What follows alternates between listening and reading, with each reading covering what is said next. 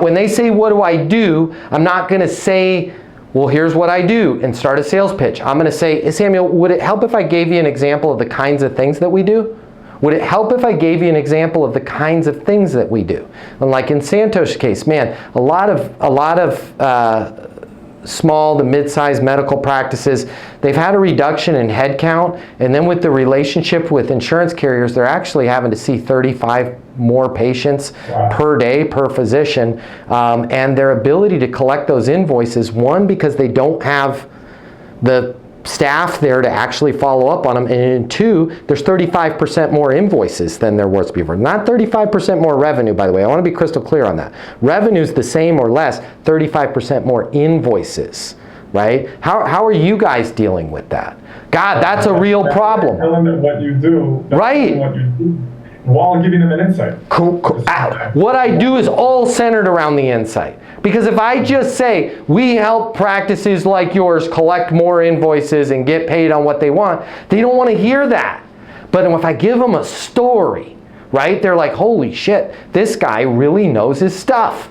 Yeah, we're having a problem. You know, it's interesting you say that, because we had 3 people age out and retire. The parties were great, but now Becky and Roxanne and Mike, who used to collect all of our stuff, they're gone. We're still hiring for those roles. Right now, Santosh is having a skillful conversation with them. The way to get in there is, would it help if I gave you an example of the kinds of things we do? You can do that for logistics. You can do that for real estate.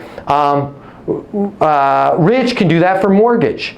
Would it help if I gave you an example of the kinds of things we do? What kinds of things I do? Sure, yeah. A lot of times people just simply get a referral from their real estate professional. Most of the time it's 3 people. Not skillful, because when you call 3 different mortgage brokers, you're getting a bunch of information, and a lot of them are just really quick to quote rates. They don't understand what I do is I work with individual clients, especially in that, where are we? What was the, Martha's Vineyard? It wasn't Martha's Vineyard, was it? Where are you, Rich?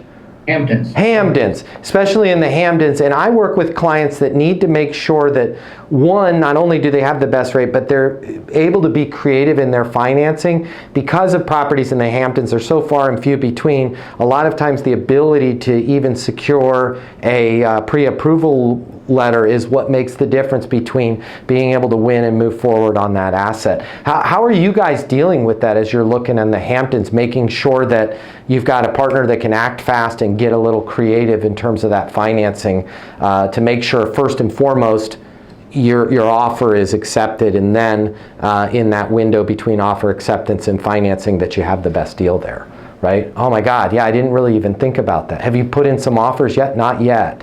In terms of properties that you're thinking about putting an offer on, what's your biggest reason for moving, right? Well, what do you want to be? Now he's having a skillful conversation.